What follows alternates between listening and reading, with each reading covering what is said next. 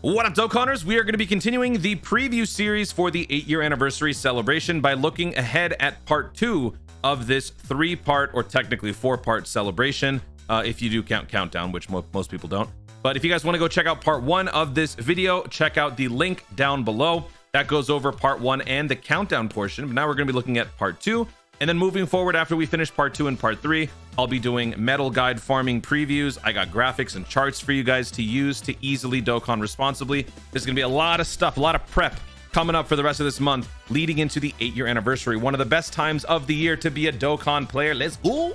So if you guys enjoy the content, all the previews, all the means to Dokkan responsibly, make sure to like and subscribe. Trying to hit 70,000 subscribers before we go into the 8-year anniversary. If we could do that, something amazing will happen.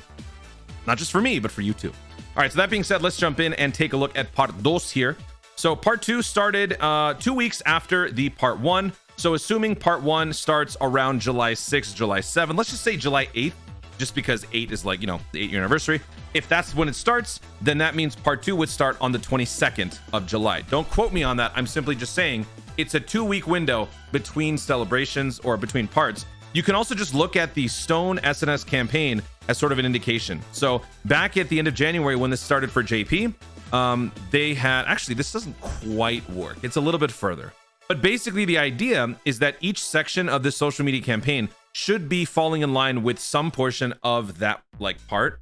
So that's, I think, what they're trying to do here, which is why they have 3 different sections. But anyway, real quickly, just to recap on part 1, a couple of things will still persist going into part 2. Obviously, login bonus, there will be missions. The community challenge will still be ongoing. Dokkan Festival will still be there. The missions for the 77 special summon will be there, and you have to get those done on each incremental part. Part 1 will give you a certain amount of tickets. Part 2 will give you a certain amount of tickets. Part 3 will also give you tickets. This is, of course, if you want to be summoning for free, which most people should, because this is a give me. This is a guaranteed triple LR summon for free. There is a paid version, just like with, you know, some of the things that Dokkan's been doing recently. You can pay your way to a shortcut, or you can take a little bit longer and do it the free-to-play way, which is the more responsible way. In general, I would recommend that you choose the free-to-play way and not even bother with the paid one unless you're done with your summons. If you got really, really lucky, then maybe you can go back. But anyway, that will continue. These free ticket summons will also continue. Coin shop will be there. The social media campaign will be continuing. And the skill orb farm for the Power of Wishes will also continue, as will all of the new events that are introduced. New stages will be added to the Smoke Shenron Legion of Shadow Dragons story event, or challenge event. That is basically the new red zone equivalent. So now let's move into part 2.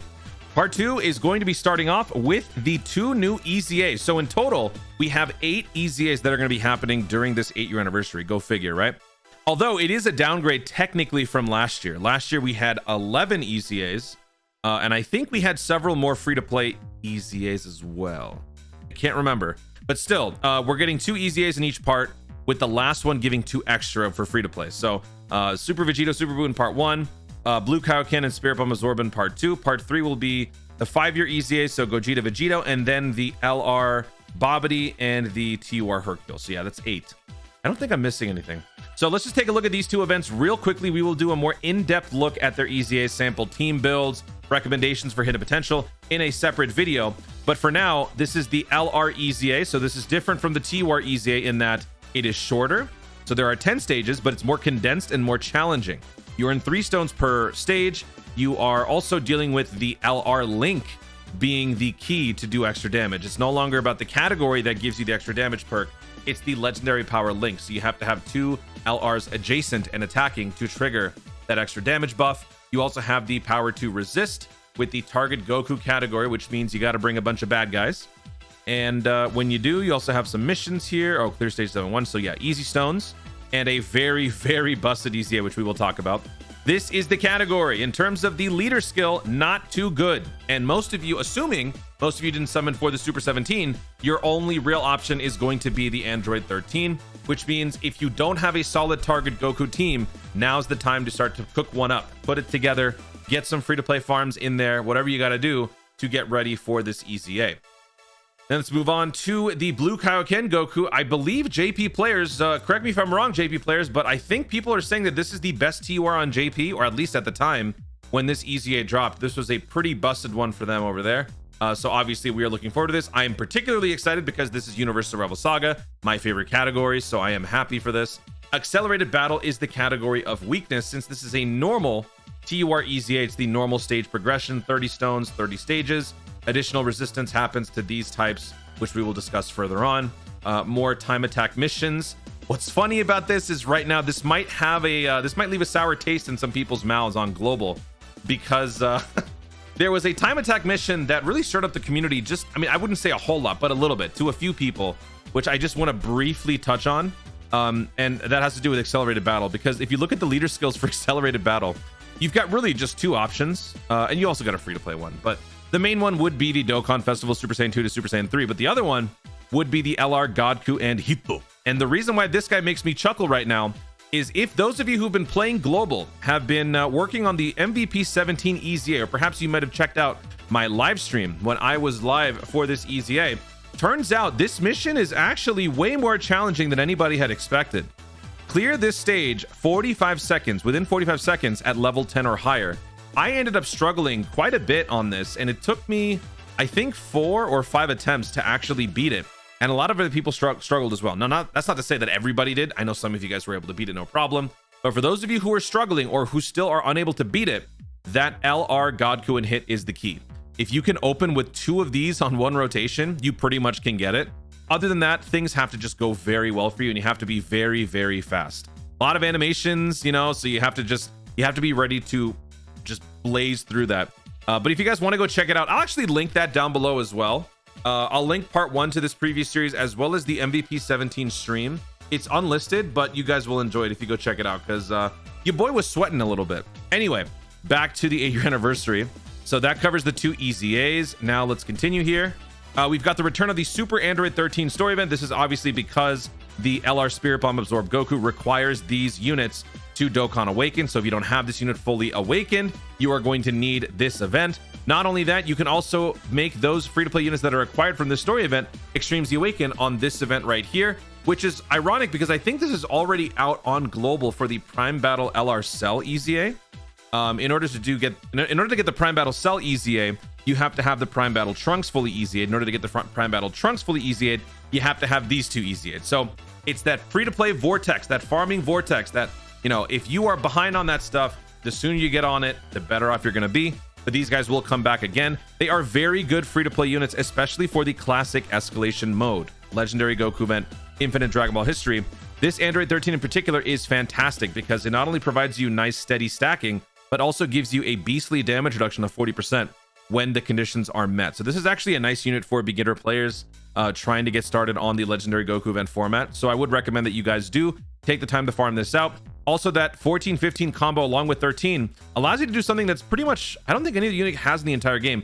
If you appear on a rotation with Android 13 just once, you will then, or no, Fusion Android 13. Oh, it's Fusion Android 13. So not the regular one, but the Fusion one. If you do that, you will then permanently, no, it is, sorry, I don't know how to read. I'm a Dragon Ball fan. If you have one rotation, one instance where Android 13 appears in the same attack rotation with this guy, you will be able to foresee all attacks for the rest of the turn, for the rest of the game. So on the Legendary Goku event, if you do that, you're set. So that's why these 2 units are actually pretty nice. Then we've got more missions, obviously. New challenge events to the Smoke Shenron, Black Shenron, whatever it's called, Wishes Backfire. So since there are 7 stages, if this is anything like Red Zone last year, I think the first 3 dropped during part 1, and then part 2 gives you these 2, and then part 3 would give these. But obviously, you know, we can't really go into much more detail about this unless we just see the gameplay. So, you know, if you guys are very curious, there are a lot of JP channels out there. Go check them out. Check out these different units. If you want to be surprised, kind of like I do, I would advise just wait, because that's what I did. And all I know is that one of these events, it's either this one or the Spirit Bomb Challenge event. One of these 2 is like the most impossible thing ever. I would like to go into that surprised. I already kind of know some of it, but I don't want to know much more. So that's just my opinion. More stages will be added to the 3 ongoing story events that are introduced for the first time during this anniversary. You've got the reincarnation of Oob. You've got Goku and his allies, Goku and his enemies. So for this one, you'll obviously be receiving more medals to awaken the unit ultimately into his LR form. I think you actually do get the unit all the way to the LR in part 2, maybe? But there are 2 separate medals that you're going to need, 30 of the lesser one, 50 of the higher one. There is a category to increase the drop rate. And now that we've got the support memory boost ability in Dokkan, this will make the farming a heck of a lot easier and quicker. So don't cringe too much. It's not going to be that bad. Then we've got the Goku and his friends. So this one, you get the Hercule, who's the other EZA that's going to be dropping in part 3. And then for the Rivals version, you're going to be getting 2 support memories. So that's cool. Then let's see, what do we got here? This is a big one. So one of the most polarizing topics of conversation back when it released was the arrival of the guaranteed link level up stage, the Toon Key, if you will. It was, I guess justified. Some people were very upset. Some people were not. The people that were upset because of the fact that they paywalled a very critical element of Dokkan, where link leveling is now guaranteed if you pay for it. Whereas if you don't, you take longer. So some people were upset about it. Some people were not. But either way, this sort of kind of just hands out that olive branch to those who are upset about the lack of Toon Keys, because now you can get them for free by doing this stage. So what this stage is, it is basically a link level boosted stage. You can challenge this stage 3 times per week, train with King Kai, and aim to raise your link level. And I believe this has the highest link level rate or link level coefficient in the entire game, other than the guaranteed link level up stage. So the chances of you getting link level ups without even Toon Keys are pretty good on this stage. So that being said, if you clear this once, 3 times, 5 times, all the way to 9 times, you will get 5 Toon Keys, which grants you access into 1 run of that link level up stage. Let me actually show you. Does it take you there? Yeah. So basically, you take your 5 keys, you jump in, you will fight all 4 of these Kais. They are all pushovers. You could bring Cybermen and destroy them.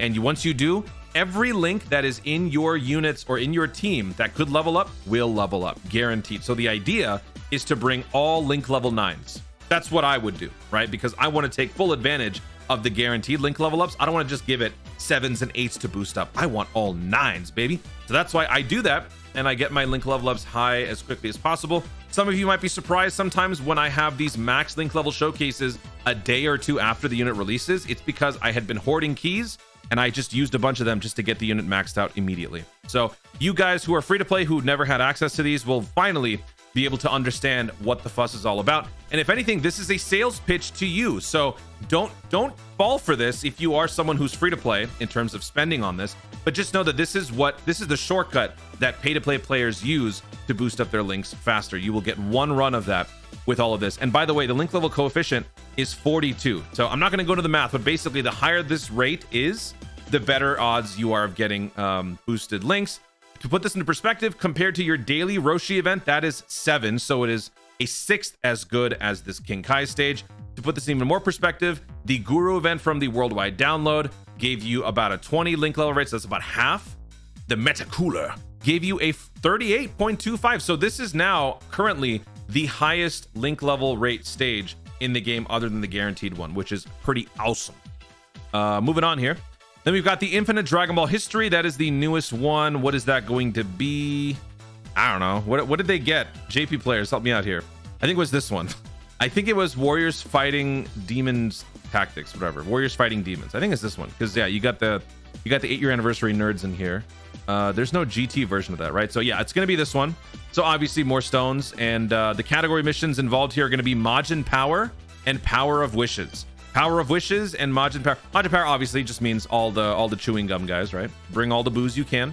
You also got an Oob in there you could bring. Power of Wishes, you're going to have to get creative if you don't have the new units. If you're trying to put together teams, assuming you are going to pull them, just, pretty much bring whoever you want. But if you don't end up pulling or summoning and getting these 2 units, there are ways around that. So you'll just have to get a little creative here. Just look through the Power of Wishes category and you will be fine, and you will be able to assemble other teams. Like you've got the superhero, movie hero team here. You got Pure Saiyans, Hybrid Saiyans here. You got Siblings Bond and Goku's family. So there are going to be options for you. And I think that pretty much wraps up part 2. You got Super Strike. Yeah, okay. We'll probably get another Super Strike, not TN, because we already got that. Uh-oh.